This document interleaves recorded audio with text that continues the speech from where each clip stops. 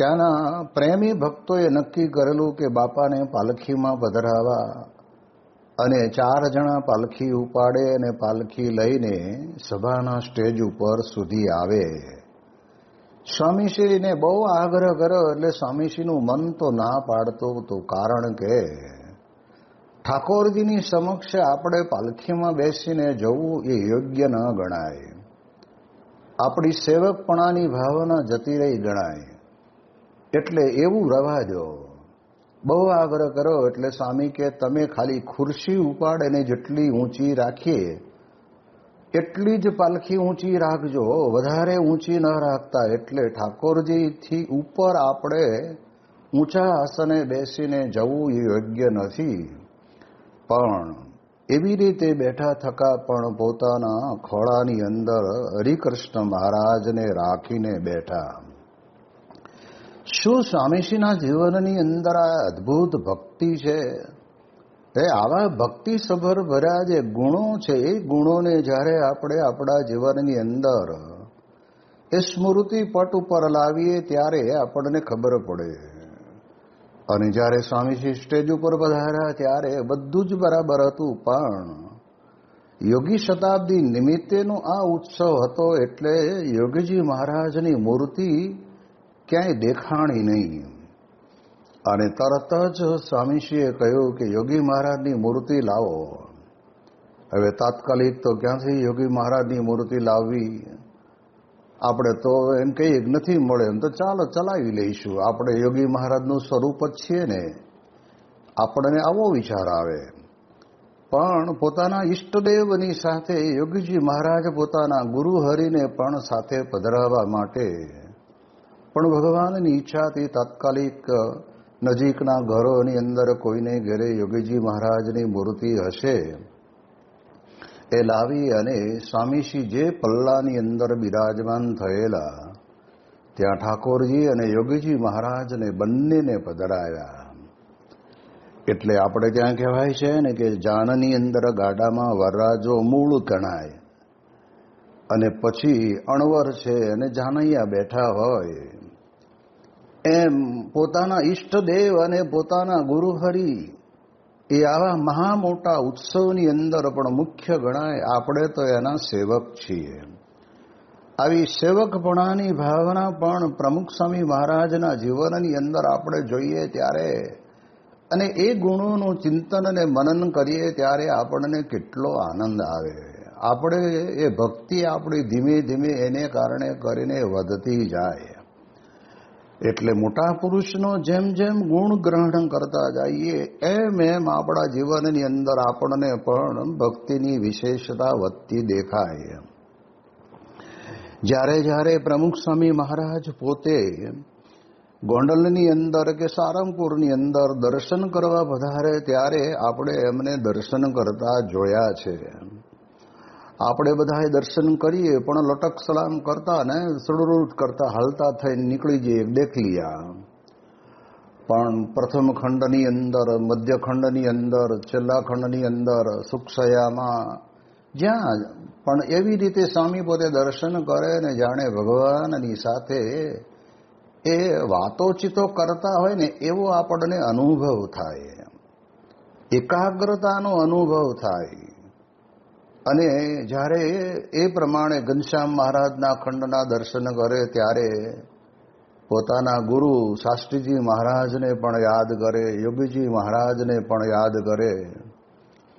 મધ્યખંડની અંદર યોગીજી મહારાજ પધારતા તે વખતના સમયની અંદર પૂજ્ય મહંત સ્વામી પોતે ચંદનના વાઘા કરતા અને તે વખતે પણ પ્રમુખ સ્વામી મહારાજ પોતે ત્યાં હોય તો એ વખતે દર્શન કરવા આવ્યા હોય અથવા તો આરતી ઉતારતા હોય ત્યારે એ બધી જ સ્મૃતિઓ એમના અંતરની અંદર રમમાણ રહેતી, જેને કારણે કરીને આપણને ખબર પડે કે દર્શન કરે છે એ કેટલા સુંદર અને દિવ્ય ભાવથી દર્શન કરે છે. સાક્ષાત મહારાજનું સ્વરૂપ છે. અને તે વખતના સમયની અંદર કોળી મંડપમાં હોય અને કોઈ નવો માણસ આવે અને સ્વામીશ્રીને પગે લાગે તો સ્વામી તરત ઠપકો આપે કે ખબર પડે છે કે નહીં. આ સામે સાક્ષાત ભગવાન બિરાજમાન છે અને તમે મને પગે લાગો છો.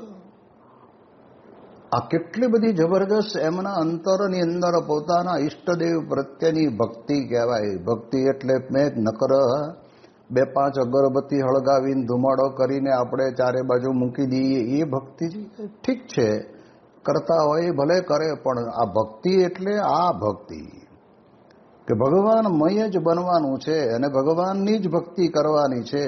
જે સત્પુરુષની વિશે ભગવાન આ રહ્યા છે એના માટે આપણે ભક્તિ કરવાની છે. એમાંથી આપણને ભગવાનના દર્શન થાય, ભગવાન એમાં અખંડ રહ્યા છે એવો ભાવ આપણને રહે. એ કરવા માટે થઈને જ આપણે આપણા જીવનની અંદર આપણે સમજવાનું છે. અને એટલા જ માટે પ્રમુખ સ્વામી મહારાજ અને યોગીજી મહારાજના જીવનની અંદર આપણે જોયું છે. યોગી બાપા તો ગોંડલની અંદર જ્યારે પધારે ત્યારે ઘનશ્યામ મહારાજ પાસે દર્શન કરે ને ત્યારે ઘનશ્યામ મહારાજને બાપા પૂછે, બાજુમાં ને બહાર ઊભા હોય ને એ લોકો નહીં સંભળાય. બાપા ઘનશ્યામ મહારાજને કે ઘનશ્યામ મહારાજ મજામાં છો ને? નોર્થમ ટર્મના એક હરિભક્તના ઠેઠ ઘર સુધી તેઓ ગયા, પણ પૂરા સરનામાના અભાવે તે સત્સંગી મળ્યા નહીં. વળી આ દેશમાં આજુબાજુવાળાને કોઈ જાણે નહીં, તેથી પાછા આવવું પડ્યું. છતાં સાંજે 32 કિલોમીટરનું અંતર કાપી સ્વામીશ્રી હરિભક્તના ઘેર પધરામણી કરી રહ્યા. ગમે તેવા પંચ ભૌતિક શરીરની પણ અમુક તો સાનુકૂળતા પ્રતિકૂળતા હોય જ, પરંતુ સ્વામીશ્રીને ખાનપાનમાં સ્વાસ્થ્યની અનુકૂળતા માટે અમુક જ જોઈએ, આમ જ જોઈએ, આવું તો હોવું જ જોઈએ એવું કંઈ નહીં. આરામ પણ ગમે ત્યારે મળે, ગમે ત્યાં મળે, ગમે તેટલો અપૂરતો મળે તો પણ ચાલે. આ રીત એકાદ-બે અઠવાડિયા, મહિનો કે વર્ષ સુધી નહીં, પણ જીવન પર્યંત ટકાવી રાખનારા સ્વામીશ્રીની આજ વિલક્ષણતા અને દિવ્યતા. આ દિવ્યતા સાથે આજે વચનામૃતના આધારે કથા રસની ઉત્તમ જમાવટ કરતા તેઓએ કહ્યું કે ભગવાન અને સંતનું કાર્ય અટકતું નથી. અભાવ અવગુણ લઈને આપણે ખોટનું ગાડું આપણે ત્યાં લાવીએ છીએ. આત્મારૂપે થાય ત્યારે વસુધૈવ કુટુંબકમની ભાવના થાય. આપણે ભલે લાખો પાઉન્ડ સેવા કરી હોય, પણ આપણે કંઈ નથી એમ માનવું. બીજાએ ભલે 5 પાઉન્ડ સેવા કરી હોય તો પણ એનું સારું જોવાય ને મહત્તા સમજાય. જેમ જેમ સત્સંગ કરે તેમ તેમ સમાસ થતો જાય. સમાસ શું? નાના મોટા દરેકનો વિશેષને વિશેષ મહિમા સમજાય, તે મોટપને પામે. મોટપ શું? ભગવાનને સંતનો રાજીપો મળે. તારીખ 29 જુલાઈના રોજ સ્વામીશ્રીનું ક્ષોર કર્મ કરવા વાણંદ બંધુ ત્રિભુવનભાઈ આવેલા. તેઓએ સ્વામીશ્રીને સ્નાન બાદ વસ્ત્ર પરિધાન કરી રહેલા ત્યારે પગમાં પડતું મૂકતા ગદગદ ભાવે માંગણી મૂકી કે મને મોક્ષ આપજો, મારે બીજી કઈ ઈચ્છા નથી. સદાય આવા જ આશીર્વાદ આપવા તત્પર સ્વામીશ્રી રાજી થઈને તેમને આશીર્વાદ અર્પ્યા. પણ મોક્ષવાળું આ વાળંદભાઈની ટ્રેજેડી એ હતી કે તેઓ રોજની 20 સિગારેટ ફૂંકતા. સંતોએ વ્યસન મૂકવા તેઓને ઘણી પ્રેરણા આપેલી, પણ તેઓ એ બાબતે નાદારી જ નોંધાવતા રહેલા.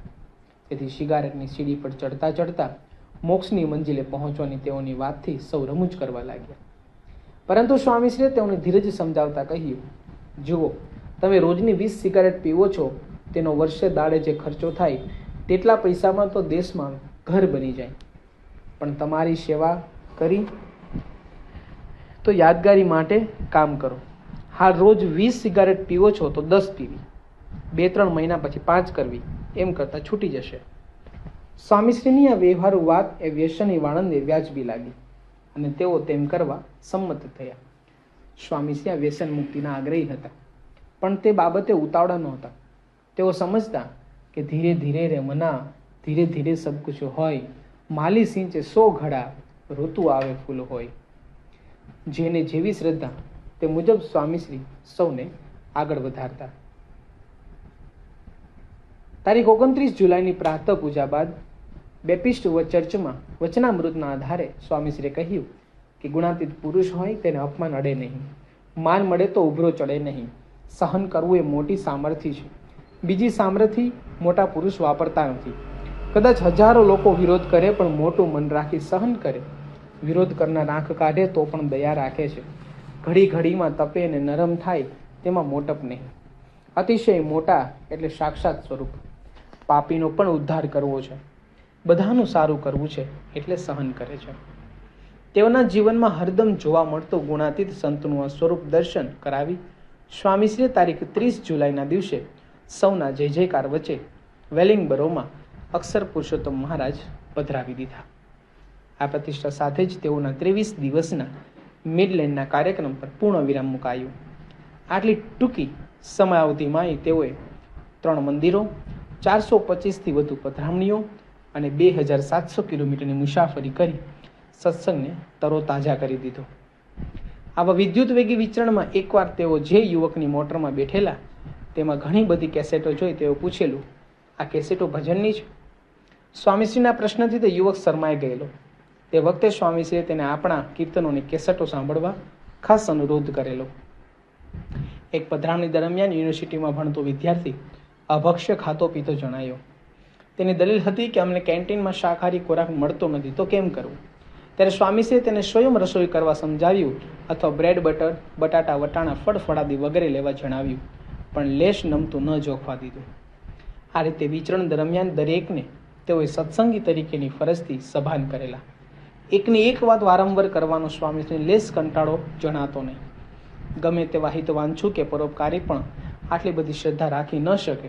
કદાચ કોઈ પ્રયાસ કરે પણ સફળતા ન દેખાય તો છોડી દે. કદાચ આગ્રહ રાખે તો 5-50ને વ્યસન છોડાવે પણ પછી કંટાળી જાય. પરંતુ સ્વામીશ્રી એક સરખી શ્રદ્ધાથી ધર્મ નિયમની દઢતા સૌને કરાવતા ત્યારે અંતર સ્વીકારતું કે વર્તમાન 5 પડાવે દઢ કરી રે એવા ગુરુદેવ રે ગોવિંદ સમજાણીએ રે. પરદેશી વાતાવરણમાં જ્યારે સરેરાશ ભારતીય અભક્ષ્ય ખાવા પીવામાં કશો જ બાદ ન સમજતો હોય અને કેટલાક કથાકારો, કીર્તનકારો કે ઉપદેશકો પણ વ્યસન મુક્તિનો ઉપદેશ આપતા ખચકાતા હોય ત્યારે સ્વામીશ્રીનું આ કાર્ય તેઓને અદ્વિતીય સાબિત કરવા પૂરતું છે.